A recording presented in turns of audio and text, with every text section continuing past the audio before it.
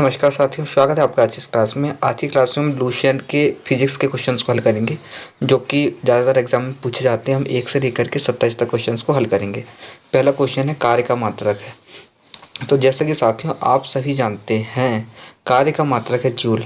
कार्य का मात्रक जूल होता है। अगर हम करें बात न्यूटन की, तो न्यूटन बल का मात्रक है। वाट की बात करें तो वाट शक्ति का मात्रक है, और डाइन भी बल का मात्रक है। चलिए अगले क्वेश्चन की ओर चलते हैं। प्रकाश वर्ष इकाई है। यह क्वेश्चन लगभग हर एक एग्ज़ाम में पूछा जाता है, चाहे वो एग्ज़ाम स्कूल का हो या फिर कॉम्पिटिटिव एग्ज़ाम हो।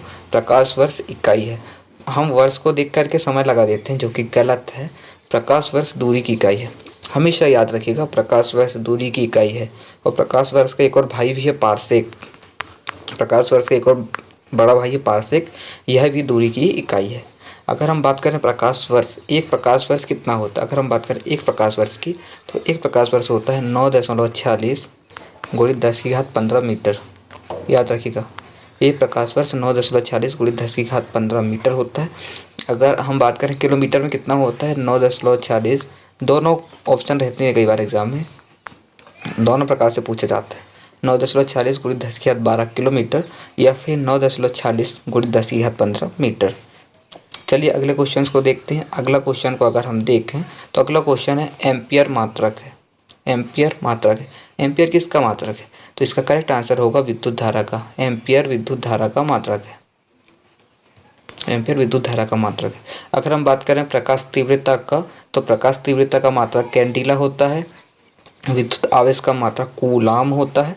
और चुंबकीय क्षेत्र का मात्रक गॉस होता है, गॉस। चलिए अब अगले क्वेश्चन को देखते हैं। निम्नलिखित में से समय का मात्रक नहीं है। समय का मात्रक नहीं है पूछा है, तो इसका करेक्ट आंसर होगा ऑप्शन सी, प्रकाश वर्ष। प्रकाश वर्ष समय का मात्रक नहीं है। क्यों नहीं है? क्योंकि प्रकाश वर्ष दूरी का मात्रक है। प्रकाश वर्ष दूरी का मात्रक, इसलिए प्रकाश वर्ष समय का मात्रक नहीं है। अगर हम बात करें चंद्रमाह की, तो चंद्रमाह 28 डेज का होता है, 28 दिन का होता है। और अधिवर्ष को हम लीप वर्ष भी कहते हैं, और लीप वर्ष 366 दिनों का होता है। चलिए अगले क्वेश्चन की ओर चलते हैं। अगला क्वेश्चन है पारसेक। अभी मैं जब आपसे प्रकाश वर्ष की बात कर रहा था, तो मैंने आपको बताया था कि प्रकाश वर्ष का एक बड़ा भाई होता है, जिसे हम पारसेक कहते हैं। पारसेक भी दूरी का मात्रक होता है। और एक पारसेक बराबर होता है 3.26 प्रकाश वर्ष। एक पारसेक बराबर 3.26 प्रकाश वर्ष होता है। चलिए अब अगले क्वेश्चन को देखते हैं। निम्नलिखित में से कौन सा सुमेलित नहीं है? अगर फर्स्ट देखें, डेसिबल। डेसिबल के सामने लिखा है ध्वनि की प्रबलता की इकाई। यह सत्य है, डेसिबल ध्वनि की प्रबलता की इकाई है। सेकंड देखें, अश्वशक्ति। अश्वशक्ति आपको ऐसा लग रहा होगा जैसे पहली बार सुनी है, तो आपने अश्वशक्ति को HP के रूप में सुने होंगे, हॉर्स पावर। इसे ही हिंदी में अश्वशक्ति कहते हैं। अश्वशक्ति शक्ति की इकाई होती है, यह भी करेक्ट है। और थर्ड देखें, समुद्री मील। जो समुद्री मील होता है वह दूरी की इकाई होती है, यह बिल्कुल करेक्ट है। जो हमारा लास्ट है, सेल्सियस। सेल्सियस के सामने लिखा है ऊष्मा की इकाई। ये हमारा रॉन्ग है, क्योंकि सेल्सियस ऊष्मा की इकाई नहीं है। सेल्सियस है तापमान की इकाई। याद रखिएगा, सेल्सियस तापमान की इकाई है। जब कभी हम डॉक्टर के पास जाते हैं, तो डॉक्टर हमारा टेम्परेचर चेक करता है, बोलता है कि आपका टेम्परेचर इतना सेल्सियस है। तो सेल्सियस है तापमान की इकाई। अब अगले क्वेश्चन की ओर चलते हैं। ल्यूमेन। ल्यूमेन किसका मात्रक है? तो इसका करेक्ट आंसर होगा ल्यूमेन ज्योति फ्लक्स का मात्रक है। याद रखिएगा साथियों, ल्यूमेन ज्योति फ्लक्स का मात्रक है। आठवां क्वेश्चन, पास्कल इकाई है। तो पास्कल इकाई है दाब की। पास्कल दाब की इकाई है। अगर हम बात करें पास्कल दाब की इकाई, एक पास्कल बराबर कितना होता है? तो एक पास्कल बराबर होता है 1 न्यूटन बटे 1 मीटर स्क्वायर। 1 न्यूटन पर मीटर स्क्वायर को हम पास्कल कहते हैं। फिर अगले क्वेश्चन की ओर चलते हैं। कैंडिला मात्रक है।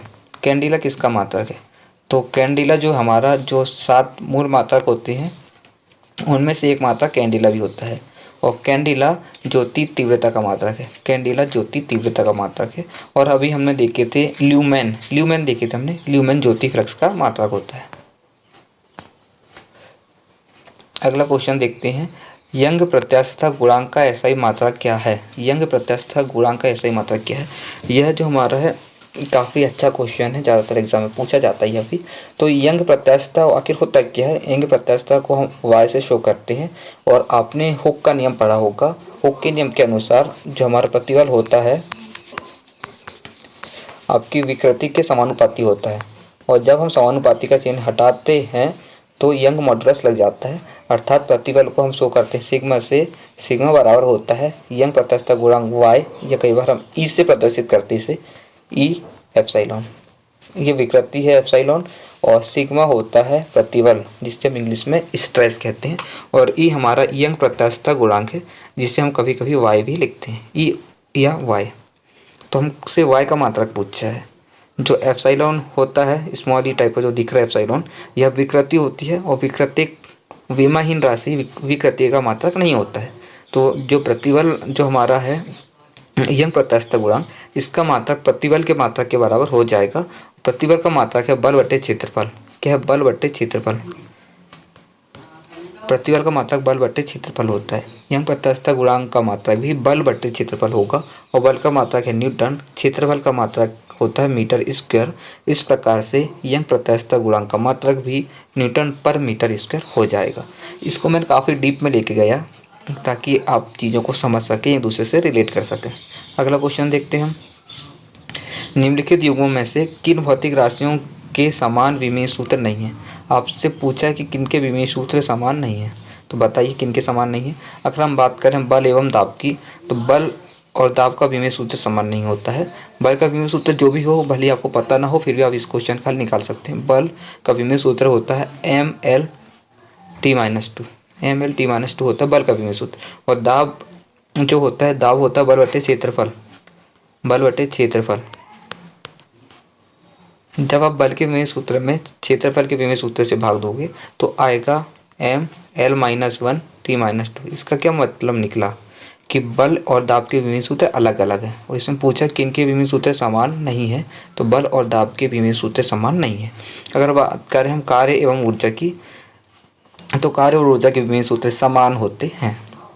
कार्य और ऊर्जा के विमेय सूत्र समान होते हैं, और कार्य का विमेय सूत्र बल के विमेय सूत्र के द्वारा ही निकाला जाता है। कार्य बराबर होता है बल गुणित विस्थापन, और ऊर्जा होती है कार्य करने की क्षमता। वो कार्य और ऊर्जा के विमेय सूत्र समान होते हैं, जो कि है, अगर आप रिवाइज करना चाहें तो मैं बता दे रहा हूँ, ML/T-2। कार्य और ऊर्जा के विमेय सूत्र यह है। अगर हम बात करें आवेग एवं संवेग, तो आवेग और संवेग के विमेय सूत्र समान होता है। संवेग होता है द्रव्यमान m गुणित वेग। द्रव्यमान गुणित वेग को हम संवेग कहते हैं। वहीं अगर हम बात करें आवेग की, तो कोई भारी बल, कोई अधिक परिमाण का बल किसी भी चीज़ पर एक बहुत कम समय के लिए लग रहा होता है, तो समय और बल के गुणनफल को हम आवेग कहते हैं। आवेग और संवेग का विमेय सूत्र समान होता है। अगर हम इनके विमेय सूत्र की बात करें तो इनका विमेय सूत्र होगा ML/T-1। द्रव्यमान m के लिए कैपिटल M हो जाएगा, और वेग का विमेय सूत्र होता है L/T-1। इस प्रकार से आवेग और संवेग का विमेय सूत्र ML/T-1 होता है। भार और बल का विमेय सूत्र भी समान होता है। बल F बराबर होता है MA, जहाँ पर M द्रव्यमान और A त्वरण होता है। वहीं अगर हम भार की बात करें, जिसे इंग्लिश में वेट कहते हैं, W बराबर होता है mg। यहाँ पर A भी त्वरण है और G भी त्वरण। G होता है गुरुत्वीय त्वरण, जिसे हम ग्रेविटी कहते हैं। A और G के विमेय सूत्र समान है, M और M के विमेय सूत्र भी समान है, तो बल F और भार W इनके विमेय सूत्र समान होंगे। चलिए, काफ़ी डीप में ले गया मैं आपको। अगला क्वेश्चन देखते हैं। अदिश राशि है, इनमें से कौन सी अदिश राशि बताइए? तो इसका करेक्ट आंसर होगा ऊर्जा। ऊर्जा एक अदिश राशि है, क्योंकि कार्य एक अदिश राशि है, ऊर्जा कार्य करने की क्षमता होती है, ऊर्जा भी एक अदिश राशि होती है। अगर हम बात करें संवेग की, तो संवेग एक सदिश राशि है, बल आघूर्ण भी सदिश राशि है, लेकिन ऊर्जा एक अदिश राशि है। इस क्वेश्चन का करेक्ट आंसर होगा ऊर्जा। अगला क्वेश्चन, निम्नलिखित में से सदिश राशि है। अब हमें देखना कि कौन सी राशि सदिश राशि है। अगर आपको पता न होगा तो मैं बताना चाहूँगा कि अदिश राशि वह राशि होती है जिसमें केवल परिमाण होता है, सिर्फ मैग्नीट्यूड होता है, इसमें दिशा नहीं होती है। और सदिश राशि वह राशि होती है जिसमें परिमाण भी होता है और दिशा भी होता है। यानी कि सदिश राशि वह राशि होती है जिसमें मैग्नीट्यूड और डायरेक्शन दोनों होते हैं। तो करेक्ट आंसर होगा वेग। वेग एक सदिश राशि है। बाकी द्रव्यमान अदिश राशि है, समय भी अदिश राशि है और लंबाई भी अदिश राशि है। अगला क्वेश्चन देखते हैं। पदार्थ के संवेग और वेग के अनुपात को हमसे पूछा है, पदार्थ के संवेग और वेग के अनुपात को कौन सी भौतिक राशि प्राप्त होती है। जब आप संवेग और वेग का अनुपात निकालोगे तो कौन सी भौतिक राशि प्राप्त होगी। तो निकालते हैं, संवेग और वेग का अनुपात निकालना है। संवेग होता है द्रव्यमान गुणित वेग। हम द्रव्यमान को m से प्रदर्शित करते हैं और वेग को v से। यह संवेग हो गया। अब वेग बटे वेग हो जाएगा, तो वेग से वेग कट जाएगा, बचेगा m अर्थात द्रव्यमान। संवेग और वेग के अनुपात से हमें द्रव्यमान प्राप्त होगा। करेक्ट आंसर होगा द्रव्यमान। हाई लेवल के क्वेश्चन है, आपको मज़ा आता होगा ऐसी मैं आशा करता हूँ। फिर अगला क्वेश्चन देखते हैं हम। शून्य से स्वतंत्र रूप से गिरने वाली वस्तुओं की का क्या होता है। समान गति होती है, समान वेग होता है, समान त्वरण होता है, समान बल होता है। तो यह आप पॉइंट नोट करके रखिए, हमेशा याद रखिएगा कि शून्य से अगर कोई वस्तु स्वतंत्रता पूर्वक गिर रही है तो उनका समान त्वरण होगा, उनका त्वरण समान होगा। चलिए नेक्स्ट क्वेश्चन की ओर चलते हैं। जब 2 kg वाले द्रव्यमान पर 5 न्यूटन का बल लगाया जाता है तो क्या होता है। जब 2 kg वाले द्रव्यमान पर 5 न्यूटन का बल लगाया जाता है तो उत्पन्न होने वाला त्वरण होगा। बहुत सिंपल क्वेश्चन है, लेकिन लोग इसी को छोड़ के आ जाते हैं। इतना सिंपल है कि इससे सिंपल कुछ हो ही नहीं सकता। आपने पढ़ा होगा न्यूटन के दूसरे नियम के अनुसार बल F बराबर होता है द्रव्यमान m गुणित त्वरण a। ये आपने पढ़ा है, तो आपको मान रखना है। सिर्फ द्रव्यमान का मान दिया है 2 kg वाले द्रव्यमान m का मान दिया है 2 kg और 5 न्यूटन का बल F का मान दिया है 5 न्यूटन। आपको निकालना है त्वरण a। तो a का मान निकाल सकते हो हम 2 का पक्षांतरण कर देंगे। 2 1 के साथ गुणे में है तो 2 जाएगा, तो 2 हो जाएगा, भाग में चला जाएगा। तो त्वरण a का मान हो जाएगा 5/2 और 5/2 का मान होगा 2.5। तो इससे क्या सीखने के लिए मिला। इससे सीखने के लिए मिला कि वैल्यू 2.5 आ रही है। अब आप जैसा कि आप सभी जानते हैं कि त्वरण का जो इकाई होती है, त्वरण की जो यूनिट होती है वह होती है मीटर पर सेकंड स्क्वायर। तो करेक्ट आंसर होगा 2.5 मीटर पर सेकंड स्क्वायर, जो कि ऑप्शन 1 पर है। अगर आपको सूत्र और विमीय सूत्र और मात्रक याद करने में दिक्कत होती है तो कमेंट करिएगा, हम आपको समझाने की कोशिश करेंगे बड़ी आसान भाषा में। चलिए अगला क्वेश्चन देखते हैं। किसी भी स्थिर या गतिशील वस्तु की स्थिति और दिशा में तब तक कोई परिवर्तन नहीं होता है जब तक उस पर कोई बाह्य कार्य ना करे। यह किसने बताया, किस नियम से पता चलता है। तो यह हमें पता चलता है न्यूटन का गति विषयक प्रथम नियम से। किसी भी स्थिर या गतिशील वस्तु की स्थिति और दिशा में परिवर्तन तब तक नहीं होता है जब तक उस पर भार न लगाया जाए। यह न्यूटन की गति के प्रथम नियम से पता चलता है। चलिए अब हम अगले क्वेश्चन को देखते हैं। रॉकेट खालिस्तान के सिद्धांत पर कार्य करता है। तो इस क्वेश्चन का करेक्ट आंसर हो जाएगा संवेग संरक्षण। रॉकेट संवेग संरक्षण के सिद्धांत पर कार्य करता है। अगला क्वेश्चन काफ़ी शानदार है, काफ़ी अच्छा है। अश्व यदि एकाएक चलना प्रारंभ कर दे तो अश्वारोही के गिरने की आशंका का कारण है। तो इसका करेक्ट आंसर होगा जड़त्व, विश्राम का जड़त्व। क्योंकि अश्व एकाएक चलना शुरू करता है तो उसमें जो बैठा अश्वारोही है वह पीछे की ओर गिर जाएगा। जब घोड़ा अचानक चलेगा तो जो घुड़सवार है वह पीछे की ओर गिर जाएगा, क्योंकि इसका कारण है विश्राम अवस्था का जड़त्व। चलिए अगला क्वेश्चन देखते हैं। चलती हुई बस जब अचानक ब्रेक लगाती है तो उसमें बैठे हुए यात्री आगे की दिशा में गिरते हैं। इसको किसके द्वारा समझाया जा सकता है। ये गिरने पड़ने वाली जितनी भी घटना होगी ना, वह जड़त्व के कारण होगी। और जड़त्व 2 प्रकार का होता है, विश्राम अवस्था का जड़त्व और गति अवस्था का जड़त्व। और दोनों जड़त्व की व्याख्या न्यूटन की गति के प्रथम नियम में की गई है। तो इसका करेक्ट आंसर होगा न्यूटन का गति का पहला नियम। अगर हम इसे डिटेल में देखें तो इसका कारण होगा गति अवस्था के जड़त्व के कारण। गति का जड़त्व के कारण व्यक्ति गिरेगा। और ये जड़त्व जो कुछ भी है इनका हमने न्यूटन के पहले नियम में पढ़े हैं। तो इसका करेक्ट आंसर होगा न्यूटन का पहला नियम। चलिए अगला क्वेश्चन देखते हैं। बल का गुणनफल है। बल किन चीज़ों का गुणनफल है, यह हमसे पूछा है। तो अगर हम इसे देखें तो बल किन चीज़ों का गुणनफल अगर हम निकालना चाहें तो इसका करेक्ट आंसर क्या होगा। हमने पढ़ा है बल F बराबर होता है द्रव्यमान m गुणित त्वरण a। F बराबर ma, ये तो आप याद रख ही लीजिएगा। बल F बराबर होता है द्रव्यमान m गुणित त्वरण a। तो बल का गुणनफल है, बल्कि खालिस्तान का गुणनफल ऐसा होना चाहिए था। तो इसका करेक्ट आंसर होगा द्रव्यमान, और पहला गलत हो जाएगा, दूसरा ऑप्शन करेक्ट होगा द्रव्यमान और त्वरण का। m द्रव्यमान होता है और a त्वरण होता है, बल द्रव्यमान और त्वरण का गुणनफल है, यह करेक्ट आंसर होगा। अगला क्वेश्चन देखें, शरीर का वजन, शरीर के वजन की बात कर रहा है ये, और वजन काफ़ी इंपॉर्टेंट है भाई आप लोगों के लिए।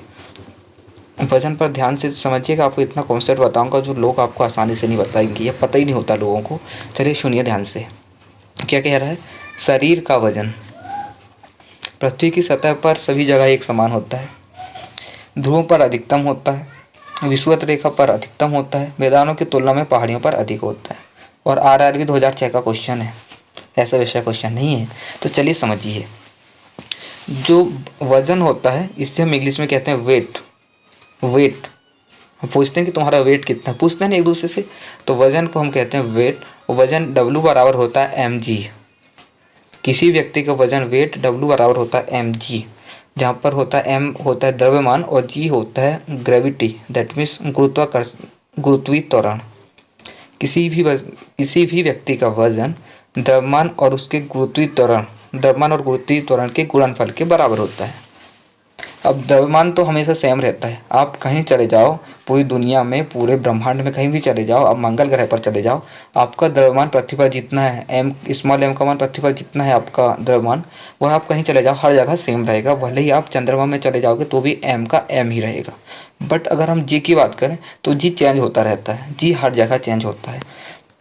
और जो स्मॉल g है गुरुत्वीय त्वरण, इसका मान आप याद रखिएगा, जो ध्रुवों पर होता है, आपका g का मान ध्रुवों पर अधिकतम होता है और विषुवत रेखा पर कम होता है। पृथ्वी पर g का मान ध्रुवों पर अधिकतम होता है और विषुवत रेखा पर कम होता है। और शरीर का वजन अधिक कब होगा, वजन W बराबर होता है mg। तो W का मान अधिकतम होगा जब g का मान ज़्यादा होगा, g का मान ज़्यादा होगा तो W का मान ज़्यादा होगा। और g का मान ध्रुवों पर, g का मान ज़्यादा होता है ध्रुवों पर, तो W का मान भी ध्रुवों पर ज़्यादा होगा। तो इसका करेक्ट आंसर होगा शरीर का वजन ध्रुवों पर अधिकतम होता है। अगर हम बात करें विषुवत रेखा पर, तो विषुवत रेखा पर अधिक नहीं होगा, विषुवत रेखा पर होगा कम। इस प्रकार से हम समझते हैं, करेक्ट आंसर होगा ध्रुवों पर अधिकतम होता है। अगला क्वेश्चन देखिए, ये भी बहुत शानदार क्वेश्चन, मजा जाएगा आपको, अल्टीमेट वाला मजा आएगा। ये भी कौन से एग्जाम में पूछा गया, देखिए मेट्रो रेल 2002 में पूछा गया है, रेलवे का क्वेश्चन है ये भी। देखते क्वेश्चन क्या है। किसी मनुष्य का भार पृथ्वी पर यदि 600 न्यूटन है, तब चंद्रमा पर उसका भार कितना होगा, ये बताइए। तो जैसा कि मैंने अभी आपको बताया था, जो हमारा द्रव्यमान याद रखिएगा कि द्रव्यमान क्या होता है और भार क्या होता है, मैं आपको पहले ये समझा दूँ। जो द्रव्यमान है वह है पदार्थ की मात्रा, कि हमारे अंदर कितने पदार्थ की मात्रा है, और द्रव्यमान को हम नापते हैं kg में, ये भी याद रखिएगा, द्रव्यमान को kg में मापते हैं और द्रव्यमान पदार्थ की मात्रा। आपके पास जितने पदार्थ की मात्रा है, आपके शरीर में जितनी हड्डी है, जितने दांत है, जितनी आँख है, आप मंगल ग्रह में चले जाओगे तो भी उतना ही रहेगा, आप चंद्रमा पर चले जाओ तो भी उतनी रहेगा, बृहस्पति पर चले जाओ तो भी उतनी रहेगा। इसका अर्थ क्या हो रहा है कि द्रव्यमान कहीं पर भी चेंज नहीं हो रहा है।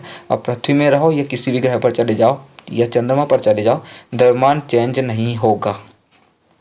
इतना क्लियर। और द्रव्यमान को हम kg में मापते हैं, ये आपको क्लियर होना चाहिए। अगर हम बात करें भार की, तो भार का मान होता है mg। भार बराबर कितना होता है mg, जो मैंने अभी आपको बताया था। तो m का मान, द्रव्यमान का मान तो कहीं भी चेंज नहीं होगा, बट जो g है गुरुत्वीय त्वरण, वह हर जगह अलग अलग होता है। पृथ्वी पर भी वेरी करता है, ध्रुवों पर अधिक होता है, विषुवत रेखा पर कम होता है। और चंद्रमा पर g का मान पृथ्वी पर g के मान का 1/6 गुना हो जाता है। तो इसका अर्थ यह हुआ कि आप अगर चंद्रमा पर जाएंगे तो आपका द्रव्यमान नहीं बदलेगा, बट भार बदल जाएगा। पृथ्वी पर भार mg है, तो चंद्रमा पर जो भार होगा वह होगा mg/6, क्योंकि g का मान चंद्रमा पर पृथ्वी पर g के मान का 1/6 गुना होता है। तो चंद्रमा पर g/6 होगा और चंद्रमा पर भार होगा mg/6। इसका अर्थ हुआ कि अगर किसी व्यक्ति का भार पृथ्वी पर 600 न्यूटन है, mg का मान 600 न्यूटन है, तो चंद्रमा पर भार कितना होगा, चंद्रमा पर भार होगा mg/6। तो हम 600/6 करेंगे तब चंद्रमा पर भार निकलेगा, और 600/6 होता है 100। तो इसका करेक्ट आंसर होगा 100 न्यूटन। यदि किसी मनुष्य का भार पृथ्वी पर 600 न्यूटन है तो चंद्रमा पर 100 न्यूटन होगा। ये चीज़ें मैंने आपको समझाना चाहा। द्रव्यमान कहीं पर भी चेंज नहीं होता है, भार चेंज होता है। और चंद्रमा पर भार इसलिए चेंज हुआ क्योंकि जी का मान चंद्रमा पर पृथ्वी पर जी की मान की अपेक्षा 1/6 गुना होता है। चलिए अगला क्वेश्चन देखते हैं। अल्टीमेट वाला मजा आया होगा। अगला क्वेश्चन फिर बहुत शानदार क्वेश्चन है। पृथ्वी की सतह पर किसी का भार 29.4 न्यूटन है, उसका द्रव्यमान कितना है। फिर हमने रिलेशन जाने हैं। भार W बराबर होता है द्रव्यमान m गुणित गुरुत्वीय त्वरण g, और g का जो एवरेज मान होता है, g का एवरेज मान होता है 9.8। यूनिट की बात करें, त्वरण की यूनिट गुरुत्वीय त्वरण होता है, इसका मान 9.8 मीटर पर सेकेंड की घात 2 होता है। 9.8 मीटर पर सेकेंड स्क्वायर, याद रखिएगा। तो हमें दिया है, भार दिया है, W का मान दिया 29.4 न्यूटन, 29.4 न्यूटन दिया है, और हमें द्रव्यमान m का मान निकालना है और g का मान हम जानते हैं 9.8 होता है। तो आप m का मान निकाल सकते हो कि नहीं? निकाल सकते हैं। हम m का मान निकालने के लिए 9.8 का पक्षांतरण कर देंगे। चलिए पक्षांतरण करते हैं। जब हम 9.8 का पक्षांतरण करेंगे तो m बराबर हो जाएगा 29.4 बटे 9.8। जब आप 29.4 में 9.8 से भाग दोगे तो बचेगा 3, 9 तेरी 27, कुछ 3 बचेगा, समथिंग 3 आएगा। और अगर हम ऑप्शन को देखें तो ऑप्शन में 2, 3, 4 और 29.4 न्यूटन दिया है, किलोग्राम दिया है। तो इसका करेक्ट आंसर होगा 3 kg। द्रव्यमान किलोग्राम में मापते हैं और जो भार होता है भार को न्यूटन में मापते हैं। हमारा करेक्ट आंसर होगा 3 kg। चलिए अगला क्वेश्चन देखते हैं। एक अंतरिक्ष यात्री पृथ्वी तल की तुलना में चंद्र तल पर अधिक ऊंची छलांग लगा सकता है, क्योंकि पृथ्वी की अपेक्षा चंद्रमा पर अधिक ऊंची छलांग क्यों लगाएगा? इसका कारण वही है कि चंद्रमा पर जो जी का मान होता है पृथ्वी पर जी के मान का 1/6 गुना होता है। क्योंकि चंद्रमा पर जी का मान कम है इसलिए व्यक्ति अधिक छलांग लगा रहा है, और जी का अर्थ है गुरुत्वीय त्वरण, या फिर हम इसे गुरुत्वाकर्षण कहते हैं, गुरुत्वाकर्षण त्वरण। तो इसका करेक्ट आंसर होगा चंद्र तल पर गुरुत्वाकर्षण बल पृथ्वी तल की तुलना में कम है या अत्यल्प है, इसलिए हम चंद्रमा पर ऊंची छलांग लगा पाते हैं। इस क्वेश्चन का करेक्ट आंसर होगा ऑप्शन 3। चलिए अब हम अगले क्वेश्चन की ओर चलते हैं। लास्ट के 2 क्वेश्चन बचे हैं, काफ़ी मज़ा आने वाला है इनमें भी। चलिए देखते हैं।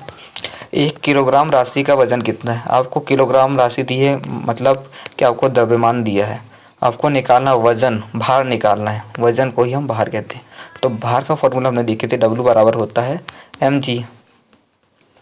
आपको वज़न यानी कि m, द्रव्यमान का मान 1 किलोग्राम दिया, 1 दिया है, और जी का एवरेज मान जैसा कि हमने अभी देखा था, जी का एवरेज मान होता है 9.8।